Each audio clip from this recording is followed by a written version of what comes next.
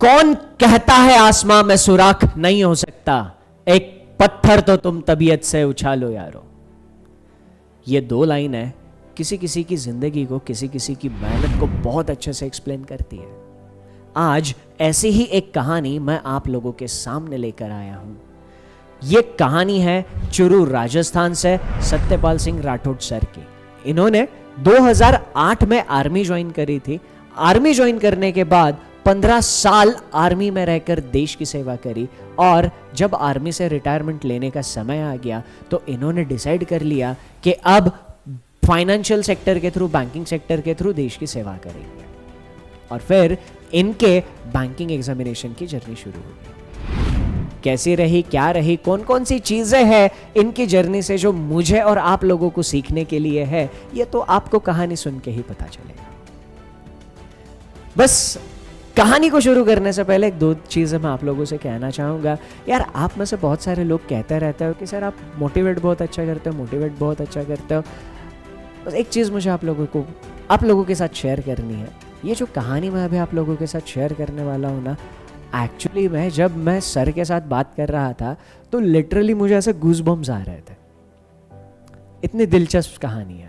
मतलब मुझे इस कहानी से सीखने के लिए बहुत कुछ मिला। इनफैक्ट इस कहानी से मैं खुद बहुत ज़्यादा मोटिवेट हुआ। तो जो भी स्टूडेंट अपने ज़िंदगी में किसी न किसी चीज़ से परेशान रहते हैं, उन परेशानियों का जूझने का जो जज्बा होता है वो कैसे आता है, कहाँ से आता है, कौन सी चीज़ें हैं जो कभी हार ना मानने के लिए प्रेरणा देती रहती है, वो सारा इस कहानी में। सबसे इम्पोर्टेंट बात, जो भी लोग एक्स सर्विसमैन इस कैटेगरी से अप्लाई करने वाले हैं, उन लोगों के लिए तो ये सेशन कहो, ये कहानी कहो, ये छोटा सा वीडियो कहो, बहुत ज़्यादा हेल्पफुल होने वाला है। क्योंकि बहुत ही सिस्टमैटिकली, बहुत अच्छे तरीके से सत्यपाल सर ने अपना एग्जामिनेशन क्लियर कर दिया है। तो उन्होंने कौन कौन सी चीज़ों का ध्यान रखा था, कौन सी चीज़ों पर ज़्यादा फोकस करना है, और कौन सी चीज़ें किस तरीके से टैकल करने से कम समय में हमारा बेहतरीन रिजल्ट देके हम जल्दी से जल्दी सिलेक्शन ले सकते हैं, ये मैसेज एकदम क्रिस्टल क्लियर उन लोगों तक पहुंच जाएगा जो भी सर एक्स सर्विसमैन कैटेगरी से अप्लाई कर रहे हैं। तो ज़्यादा देर नहीं करता हूँ, आप सभी लोगों को उस कहानी पर लेके चलता हूँ। तो सर, स्वागत है आपका। एंड सबसे पहले तो कॉन्ग्रेचुलेशन सर, आपके सिलेक्शन के लिए। सर, आपके साथ आगे डिस्कशन को ले जाने से पहले थोड़ी सी मेरी मन में क्यूरियोसिटी है कि मतलब इतना जज्बा आपके अंदर आता कैसे है? मतलब देश की सेवा करने के बाद, उसके बाद फिर से बैंक में जाके सेवा करनी है, तो ये अंदर से इंस्पिरेशन का राज क्या होता है? सर, फर्स्ट ऑफ ऑल तो थैंक्स फॉर कॉन्ग्रेचुलेसन। आपने मेरे को कॉन्ग्रेचुलेट किया, और आपकी वजह से ही और सुमित सर की वजह से ही मेरा सिलेक्शन हुआ सर।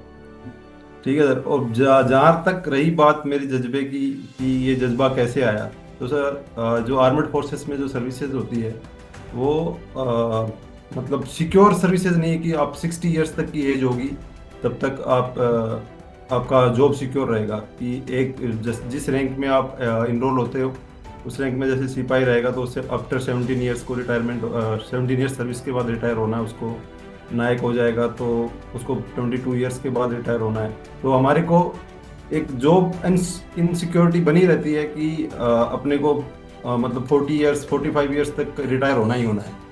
तो इस सब को ध्यान में रखते हुए मैंने अपना आफ्टर आर्मी के करियर के बारे में सोचना स्टार्ट कर दिया था। और उसी से रिलेटेड दूसरा मन साथ में ये भी था कि हमने बॉर्डर पर रह करके अपनी यूनिट में देश की सेवा कर ली है, तो साथ में अभी सिविल की तरफ भी थोड़ा सोशल रेस्पॉन्सिबिलिटी को समझते हुए हमने ये प्रिपरेशन स्टार्ट किया था। और इसके लिए बैंकिंग और फाइनेंस सेक्टर का मेरे को अच्छा लगा था, तो इसकी तरफ मैं इसलिए आया था। ओके, मस्त, अच्छा लगा सुन के सर। सर, यहाँ पर आपने एक ये चीज़ कही कि थोड़ा सा सोशल सर्विसेज की तरफ ध्यान देते हुए बैंकिंग और फाइनेंशियल सेक्टर चूज किया आपने। सर, थोड़ा सा मैं आपके बैकग्राउंड के बारे में जानना चाह रहा हूँ, क्योंकि यहाँ पर क्या होता है ना, आज के टाइम पे बहुत सारे स्टूडेंट जब बैंकिंग की तैयारी कर रहे हैं तो उनकी तरफ से एक प्रॉब्लम आता है, सर ये पर्टिकुलर चीज़ है जो समझ नहीं पा रहा है, ये पर्टिकुलर कॉन्सेप्ट समझने में चैलेंज आ रहा है।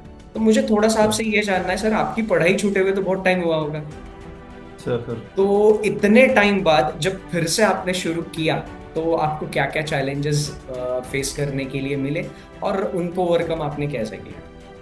सर सर मैं 1 फरवरी 2024 को आर्मी से रिटायर हुआ था। ओके। उसके बाद में मैंने डिसाइड तो आने से पहले ही कर लिया था, क्योंकि कलीग्स वगैरह है जो पहले हमसे पहले रिटायरमेंट आए थे, वो लोग डिस्कस करते रहते थे उनके साथ कि आप लोग क्या कर रहे हो, आप कौन से मतलब जॉब की प्रिपरेशन कर रहे हो, कोई बिजनेस कर रहे हो। तो मेरे को सबसे अच्छा लगा था बैंकिंग का, कि बैंकिंग में ही जाना है, मैंने डिसाइड कर लिया था। बट उसका प्रिपरेशन मैंने आर्मी में रहते हुए नहीं कर पाया था, मैं क्लरिकल साइड से था। तो ऑफिस टाइमिंग उसमें आर्मी में थोड़ा सा हमारे वहाँ पे ज़्यादा ही चलता था, रात को लेट नाइट तक बैठते थे, तो पढ़ने का उधर टाइम मिला नहीं प्रिपरेशन करने का। और यहाँ पे लास्ट ईयर जब मैं 1 फरवरी को आया रिटायर होकर के अपने गांव में, तो 1-2 महीने, 2-3 क्या 3 महीने प्रॉपर मेरे हो गए थे ऐसे ही। मतलब मैं सोच रहा था करता हूँ करता हूँ करता हूँ करके। तो मेरे एक कलीग थे जो आज से 4-5 साल पहले रिटायर होके आ गए थे, वो भी बैंकिंग का और एसएससी वगैरह का प्रिपरेशन कर रहे थे। उन्होंने मेरे को बोलते रहे कि यार स्टार्ट कर दे, प्रिपरेशन स्टार्ट कर दे, अचानक से नहीं हो पाएगा, आरआरबी का एग्ज़ाम आने वाला है। तो फाइनली मैंने मई 11 को अपने यहाँ पे मेरे गांव के पास में एक गांव पड़ता है, वहाँ पे लाइब्रेरी है, वो मैंने ज्वाइन किया सर। और जिस दिन मैंने ज्वाइन किया, और ज्वाइन किया 2-3 दिन मैंने पढ़ने की कोशिश की। मेरे को कुछ पता नहीं था, कोई आइडिया नहीं था कि कैसे पढ़ना है, क्या इसमें सिलेबस होता है, कौन कौन से सब्जेक्ट होते हैं, ये भी नहीं पता था मेरे को। तो वहाँ पे गए तो लाइब्रेरी में मेरे को दो और मेरे जो सिविल वाले थे वो बच्चे वो मिले मेरे को, जो बैंकिंग का प्रिपरेशन कर रहे थे। उनका एक्सपीरियंस था 2-3 साल का, और उन्होंने मेरे को एज ए एक्स सर्विसमैन भी रेस्पेक्ट करते हुए उन्होंने मेरे को डिटेल में सब कुछ बताया। वो अपना टाइम निकाल करके, हम लाइब्रेरी से बाहर बैठ करके उन्होंने मेरे को डिटेल में बताया कैसे स्टार्ट करना है, क्या पढ़ना है, कौन से सब्जेक्ट्स पे फोकस करना है, आपकी स्ट्रेंथ क्या है, वो कैसे पहचाननी है। तो जैसे जैसे उन्होंने बताया, फिर 2-3 दिन मैंने ऐसे ही, मतलब मेरे को कुछ समझ में नहीं आया कि क्या करूं। मेरे को कुछ पता नहीं था, न रीजनिंग का पता, न क्वांट्स का पता। इंग्लिश का थोड़े, मैं क्लरिकल प्रोफाइल से था, तो थोड़ा सा उनका ऑफिशियल वर्क उसमें होता था। इंग्लिश का तो मेरे को टेंशन नहीं था, इंग्लिश तो हो जाएगा करके। तो फिर सर 10-15 दिन और निकल गए ऐसे ही फिर उन्होंने मेरे को बोला ये मॉक ले लो, वो मॉक ले लो, ये कर लो, वो कर लो। फिर फाइनली सर ऐसे ही घूमते घूमते यूट्यूब पे मेरे को कई टीचर्स को मैंने फॉलो करने की कोशिश किया, लेकिन किसी के साथ ट्यूनिंग सर सेट नहीं हुआ। फिर फाइनली ऐसे करते करते मई जून भी, मिड जून हो गया था, 20 जून के आसपास मेरे को आपके यूट्यूब वाला इवनिंग सेशन जो है, मैं इंग्लिश का तो नहीं करता था लेकिन रीजनिंग का और सुमित सर का, फिर वो 2 घंटे मैंने देखना स्टार्ट किया, और उसी से प्रिपरेशन हुआ। उसके अलावा मैंने कोई कोर्स वगैरह तो कुछ परचेज नहीं किया था। अब सिर्फ यूट्यूब से तैयारी करी है आपने? सर वो सिर्फ आपके 2 मॉक सर, आपके और सुमित सर के, बाकी कुछ नहीं किया सर। बहुत बढ़िया। सर, एक छोटा सा सवाल है। अभी आपने कहा कि आपने सिर्फ शाम को 7 और 8 बजे वाले यूट्यूब पे मॉक लगाया, तो सर एक सवाल स्टूडेंट पॉइंट ऑफ व्यू मेरे मन में ये आ रहा है कि मॉक लगाने से पहले आपको बेसिक कॉन्सेप्ट क्लियर करने की जरूरत पड़ी, और आपने वो किया, और कैसे किया? सर मैंने ट्राई किया था यूट्यूब पे अलग अलग टीचर्स को फॉलो करके। मतलब मैंने नोट्स, जब मैं 15-20 दिन हो गए तो मैं बोला ऐसे तो होने वाला है नहीं, तो मैंने नोट्स किया पढ़ना क्या है मेरे को। हाँ। तो जैसे मैंने रीजनिंग का उसमें क्या क्या चैप्टर्स पढ़ने हैं, क्या क्या मैं कर सकता हूँ, सेम क्वांट्स में क्या करना है, जीए कैसे पढ़ना है, क्या करना है, वो सब मैंने नोट किया। नोट करने के बाद मैंने ट्राई किया, जैसे सिलोक्स का आपने ले लो, सिलोक्स का मैंने जैसे किसी टीचर को फॉलो किया, आपका वन शॉट देखने की कोशिश किया, सुमित सर का कोई भी अर्थमेटिक का टॉपिक करने के लिए, मेरे नहीं आया सर काबू को। फिर थोड़ा थोड़ा कॉन्सेप्ट पता लगा, लेकिन मैंने एक क्या किया था, 10-15 दिन के बाद जब मेरे को वो साथ वाले बंदों ने बोला था, तो मैंने मॉक्स देना स्टार्ट कर दिया था। मॉक्स में चाहे मेरे 10 नंबर आए, चाहे 15 आए, जितना होता था मैं करता था। इंग्लिश फुल अटेम्प्ट करता था, बाकी जो क्वांट्स और रीजनिंग है उसमें जितना होता था करता। लेकिन मॉक सबमिट करने के बाद उसको मैं फुल एनालिसिस करता, जो मैंने किया वो भी, जो नहीं किया वो भी करता था। तो मेरे को थोड़ा थोड़ा पता लगने लगा। उसके बाद क्या हुआ सर, जब मैंने आपके यूट्यूब सेशंस लेने स्टार्ट किए, तो मैं लाइव चैट में आंसर नहीं दे पाता था, नहीं होता था मेरे से, ट्राई करता था। फिर मैं सुबह जैसे ही लाइब्रेरी में जाता था, तो फर्स्ट ऑन आप दोनों की सब पीडीएफ डाउनलोड करता था मैं, जो टेलीग्राम से, वो पीडीएफ को मैं पूरा सॉल्व करता था फर्स्ट से लेके लास्ट तक। चाहे मेरे को 2 घंटे लगे, चाहे 4 घंटे लगे, मैं करता था। शुरू में मेरे को बहुत टाइम लगता था, और जब कुछ समझ में नहीं आता था, साथ में यूट्यूब पे, सॉरी मोबाइल पे अपना वीडियो भी स्टार्ट करके रखता था, उसी सीरीज में वो सेम क्वेश्चन कर लेता था, उसी से प्रिपरेशन हुआ था। तो मैंने ये, मेंस का भी कुछ नहीं किया, मेंस का भी हाँ सर, हाँ प्लीज कंटिन्यू।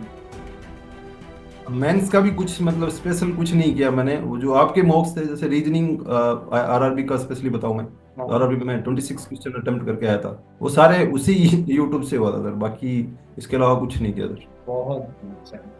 हाँ सर यहाँ पर है ना, एक दो सवाल मेरे मन में आ रहा है। सबसे पहला सवाल कि आपने जो मॉक टेस्ट रिवाइज किए, प्रैक्टिस किए, एग्जामिनेशन में जाने के बाद आपको कितना सर। वेरिएशन लगा कि मॉक में हम जो चीजें डिस्कस कर रहे हैं और एग्जामिनेशन में जो चीजें आ रही है उनमें कुछ डिफरेंस है, चीजें सिमिलर है या बहुत हद तक मैच कर गई?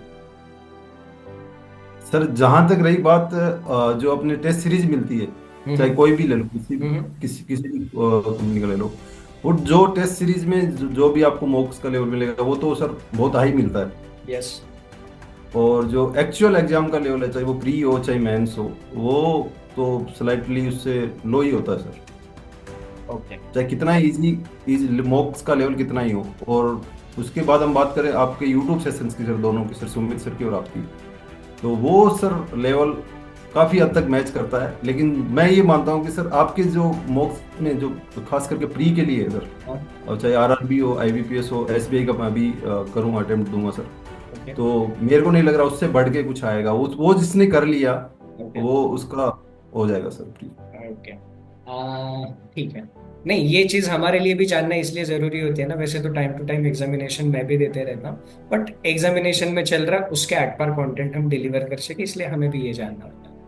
सिर्फ सर दूसरा सवाल मेरे मन में आता है कि उन सारे लोगों के लिए जो आप ही के कैटेगरी से अप्लाई करते हैं, एक्स सर्विसमैन कैटेगरी से, सर तो सर आप अपना अगर प्लान शेयर करोगे कि आपने जब तैयारी शुरू करी थी तो आपके दिमाग में क्या क्या था? जैसे आपने शुरुआत में बताया आपको पहले कुछ नहीं पता है, बट आपने सर वहां से मतलब सिलेबस को जाना, फिर एग्जामिनेशन पैटर्न को जाना, फिर आपने जैसे कि आपको वो आपके साथ लाइब्रेरी में पढ़ने वाले स्टूडेंट थे उन्होंने बताया स्ट्रॉन्ग एंड वीक पॉइंट्स को आइडेंटिफाई करना, तो सर आपने ऐसा ओवरऑल क्या स्ट्रैटेजी बनाया?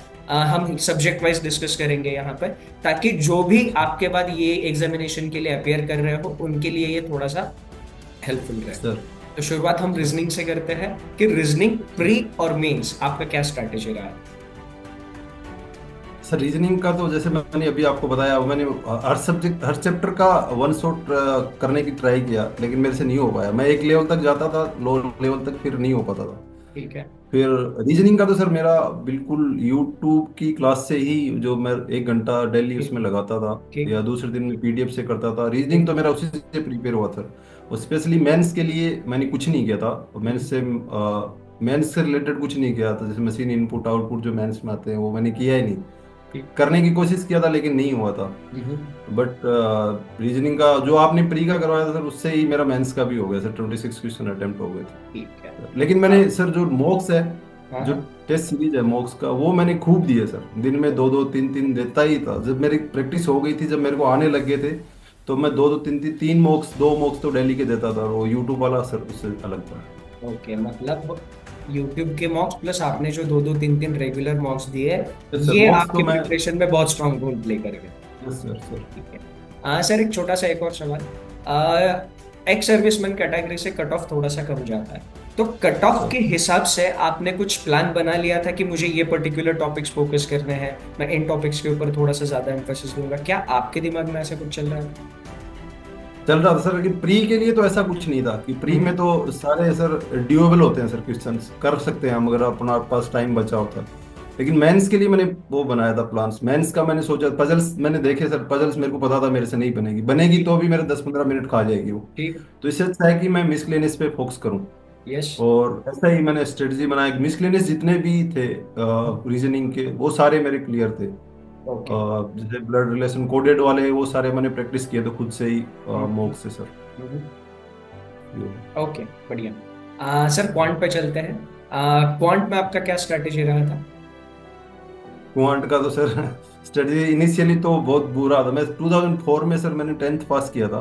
ओके। उसके बाद में क्वांट से मैथ से तो नाता ही छूट गया था सर। 20 साल हो गए थे ऑलमोस्ट जब मैंने मई में स्टार्ट किया। मार्च 2004 में मैंने एग्जाम दिया था 10th का। उसके बाद क्वांट्स का तो कुछ पता नहीं था।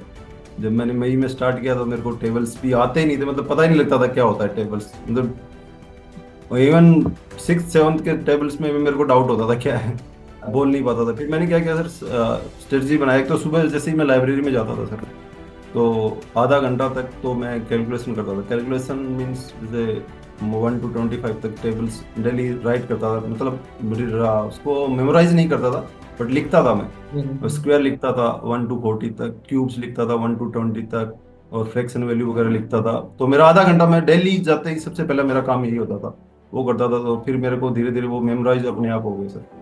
उसके बाद मैं सर सुबह थोड़ा मैं जॉगिंग वगैरह के लिए डेली जाता हूँ। तो सुबह 1 घंटे जाता था, तो मैं थोड़ा एकांत में जाने लग गया जहाँ पे मेरे को कोई ना मिले।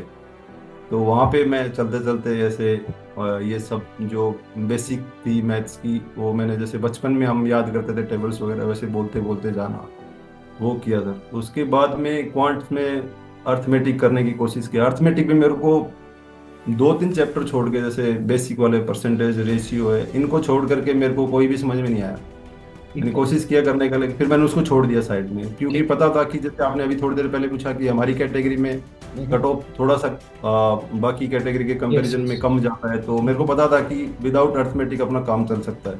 तो मैंने वही सर सेम अपने तो सुमित सर थे वो यूट्यूब पर, तो उनके जो भी है अपना अप्रोक्सीमेशन है, सिंप्लीफिकेशन है, नंबर सीरीज है, और ये सब जब स्पीड में तो हो गया मेरा, उसके बाद मैं डीआई की प्रैक्टिस किया, और इसी से मेरा तो काम हो गया सर। ये ऑलमोस्ट प्री के सभी एग्जाम्स में 25 to 30 नंबर्स किया। तो 25 तक तो आते ही हैं, आरआरबी में तो 30 तक के आते थे, तो हो गया सर। ओके। तो और मेरी मेंस। कैटेगरी के लिए तो मैं ये सजेस्ट करूंगा कि अगर अर्थमेटिक किसी, ज्यादातर हमारे एक्स सर्विसमैन भाइयों को ये प्रॉब्लम रहती है अर्थमेटिक में, यस। कि छोड़े हुए पेपर हो जाते हैं, फिर दोबारा रीस्टार्ट करने में मुश्किल आती है। तो मैं तो बोलूंगा कि स्पीड मैथ और डीआई कर लो, क्वांट में आपका काम हो जाएगा सर।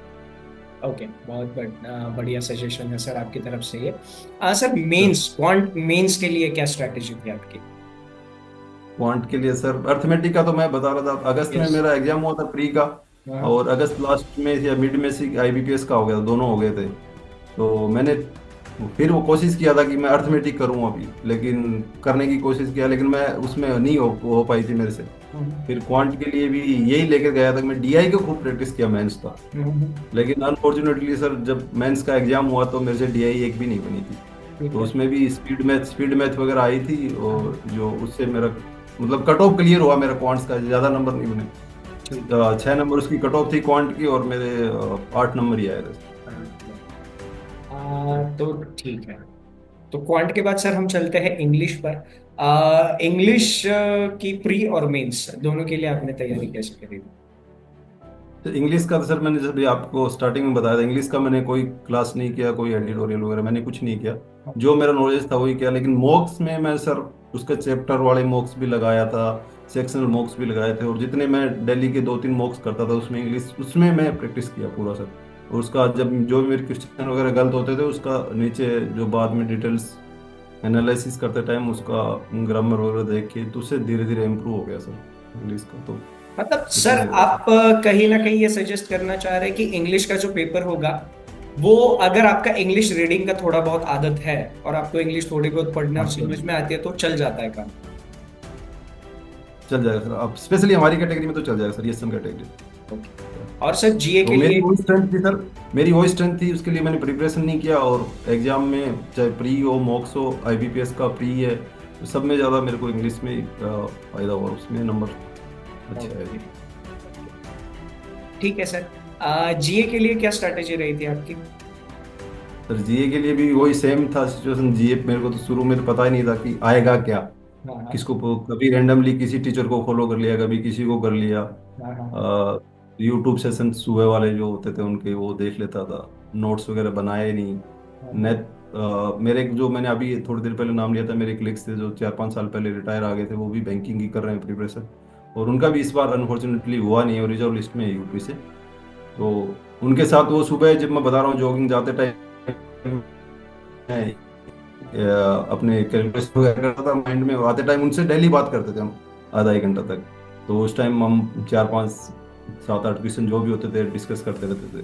तो प्री एग्जाम होने तक तो ये रहा सर, प्री का जब आईबीपीएस का हुआ था तब तक ये रहा। जब प्री हो गया तो हम दोनों को लगा कि अपना प्री हो जाएगा तो मेंस के लिए कुछ करते हैं। तो सर हमारे लोकल में ही एक बैंकिंग का है सर, उनका मैंने जीए का किया था। वो एक्चुअली मैं यूट्यूब वाले थोड़ा मेरे को समझने में मुश्किल हो रही थी कि वो थोड़ा वाइड लेवल पे लेकर के चल रहे थे। तो लोकल के सर थे, उनको फॉलो किया सर, उनका स्पेशली उन्होंने मेंस के लिए वो बैच निकाला था, 15 20 दिन का था सर वो। तो उनके वीडियोस थे डेली के 2 2 2.5 घंटे के, वो मैं लाइव क्लास देखता था रात को, और जैसे दिन में मैं उसको दोबारा रिपीट करता था डबल स्पीड में, तो उससे कवर हो गया सर। हाँ सर, जीए में आपने जो भी 10 15 दिन या रेगुलर पढ़ाई करी, उसमें आपने कौन कौन सी चीज़ों पर फोकस किया था, और आप पर सोर्सेज अगर बता सकते हो कि ये न्यूज़पेपर हो गया या ये पीडीएफ हो गया, ताकि वो जो बाकी लोग देख रहे हैं उनको ये इसका बेनिफिट मिले। सोर्सेज सर, मैं जो वो क्लासेस जो मैंने ली थी हम्म। उसी की वो सबसे पहले तो क्या क्या कवर किया था मैंने। कवर तो सर वो क्या करते थे, ऐसे स्पेशली कोई एक टॉपिक के लेकर के नहीं पढ़ाते थे वो, उन्होंने पीडीएफ से ही पढ़ाते थे। वो खुद ही क्वेश्चंस जो मिक्स करके लिखा था, वो स्पेशली फोकस था आरआरबी के लिए सर। ठीक है। आरआरबी के लिए फोकस के लिए था। तो वो पीडीएफ में क्वेश्चन डेली पढ़ाते थे, वो ऑब्जेक्टिव टाइप पढ़ाते थे, जो ऊपर क्वेश्चन लिखा है नीचे 4 ऑप्शन दिए हुए, उससे रिलेटेड थोड़ा डिटेल में बता देते थे। और उसी का पीडीएफ में डाउनलोड करता था, वो पीडीएफ भी वही पढ़ता था, और वीडियो रिकॉर्डिंग उनकी बाद में दोबारा देखता था। तो स्पेशली कोई पीडीएफ मैंने किसी का परचेज किया हो, कोई कोर्स वगैरह वैसा कुछ नहीं था सर। ओके, बढ़िया। तो ओवरऑल चारों सब्जेक्ट का आपका स्ट्रैटेजी आपने शेयर कर दिया है। सर, इसके अलावा आप कोई चीज़ शेयर करना चाहेंगे जो भी प्रिपरेशन कर रहे हैं? मतलब मैं थोड़ा सा आपको एक आपसे एक सजेशन ऐसा चाहूँगा कि एक जो मतलब नॉर्मल एक 20 28 की बीच में जो स्टूडेंट्स है, जो आजकल जहां तक मेरा ऑब्जर्वेशन है क्या हो रहा है कि थोड़ा सा जल्दी गिव अप मार रहे हैं, मतलब कुछ डिफिकल्ट सिचुएशन सामने आई तो उनने गिव अप कर दिया। तो उनके लिए क्या सजेशन रहेगा? और फिर सर सर, उस कैटेगरी से रिलेटेड बात करते हैं जिस कैटेगरी से आपने खुद ने अप्लाई करके सिलेक्शन लिया है, कि एक्स सर्विसमैन कैटेगरी से अगर कोई अप्लाई कर रहा है तो उनको कौन कौन सी चीजों पर फोकस रखना चाहिए, ताकि उनका जो ये सिलेक्शन या प्रिपरेशन का जो टाइम है ये कम हो सके और सिलेक्शन जल्द से जल्द ले सके। सर सर अभी जैसे मैंने अभी आपको बताया कि 2004 के बाद मैंने पढ़ना छोड़ ही दिया था, पढ़ाई से कोई मतलब रिलेशन रहा ही नहीं था। तो 20 साल के बाद जब मैंने स्टार्ट किया मई में, तो मेरे को भी शुरू शुरू में बहुत हार्ड लगा था, लग रहा था कि यार गलत चूज कर लिया, टारगेट हो नहीं पाएगा। लेकिन मैं लगा रहा सर, और ढूंढने से तो भगवान भी मिल जाते हैं सर, वैसे ही मेरे को मिल गए सर टीचर्स जिनके साथ मेरी ट्यूनिंग हो गई। फॉर एग्जांपल आप है, सुमित सर है, और उनकी बदौलत हो गया। तो मैं मानता हूँ कि अगर आपने चूज कर लिया है वो एक टारगेट, अगर आपने चूज कर लिया है सर, तो उसको गिव अप तो करना ही नहीं है सर, जब तक ऐसा लगे कि बिल्कुल होगा नहीं। लगे रहो सर, हो जाएगा। तो ओके, सिविल लगे वालों रहोगे। की, हाँ सर लगे रहो, मैंने जितनी मेहनत करोगे सर, इस बार नहीं होगा अगली बार होगा। तो मैंने अभी सर जो बताया, अभी ये लाइब्रेरी में दो जो बंदे थे उनका थर्ड चांस में हुआ है एक का, तो और एक का दूसरे का तो हुआ नहीं है। तो वो लगे रहे, उन्होंने कंटिन्यू 2 साल से, तो पता लगा कि बिल्कुल लाइब्रेरी एक दिन भी मिस नहीं किया उसने। वो सुबह आता था 8 बजे से शाम को 6 बजे जाता था। तो उसका आरआरबी पीओ क्लर्क दोनों निकल गए। तो गिव एक बार डिसाइड कर लिया कि बैंकर बनना है तो सर गिव अप तो करना ही नहीं। और रही बात सर सजेशंस फॉर हमारी ईएसएम कैटेगरी के लिए, तो उनके लिए मैंने बताया कि ज़्यादा मतलब आपको प्रिपरेशन की रिक्वायरमेंट नहीं है, ज़्यादा क्लासेस अटेंड करने की ज़रूरत नहीं है, और ज़्यादा हाई लेवल पे जाने की ज़रूरत नहीं है। जो आप थोड़ा सा जैसे कंसेप्ट क्लियर हो जाता है हर सब्जेक्ट का, हर चैप्टर का, तो सेल्फ प्रैक्टिस मैंडेटरी है सर। और जितना आप प्रैक्टिस करोगे, जितने मॉक्स दोगे, और जितना आपको जहाँ भी ऑफलाइन मिल रहा है पीडीएफ से करना है, बुक से करना है, लेकिन सेल्फ प्रैक्टिस बहुत जरूरी है। ज़्यादा मतलब वीडियोज के चक्कर में ना रहे, क्लासेस के चक्कर में ना रहे। बहुत बढ़िया। सर, एक छोटा सा अभी मेरा एक्सपीरियंस, अभी पिछले एक हम 10 15 मिनट से बात कर रहे हैं, तो उसका एक छोटा सा एक्सपीरियंस मैं शेयर करना चाहूँगा। मतलब ये अभी तक हम बातें कर रहे हैं ना, तो मतलब ये सेशन से मुझे बहुत ज़्यादा मोटिवेशन मिला है। और शायद अभी मैं जो भी इसके बाद मैं काम करूंगा तो ये मोटिवेशन कहीं ना कहीं मेरे भी काम में रिफ्लेक्ट होगा, तो उसके लिए बहुत बहुत शुक्रिया आपका सर। एंड अभी आपने एसबीआई क्लर्क का भी फॉर्म भरा यस सर, बराबर। है? यस, तो सर उम्मीद करते हैं कि एसबीआई क्लर्क में एक बार फिर से आपसे मुलाकात होगी हाँ, उसके वो लिए। हो जाएगा सर, कर लूँगा आपकी ओके दुआ सर, से sir. All the best. And बहुत बहुत शुक्रिया आप यहाँ पर आए और आपका एक्सपीरियंस हमारे स्टूडेंट्स के साथ शेयर किया। Thank you very much sir. Thank you sir, bye sir. Okay.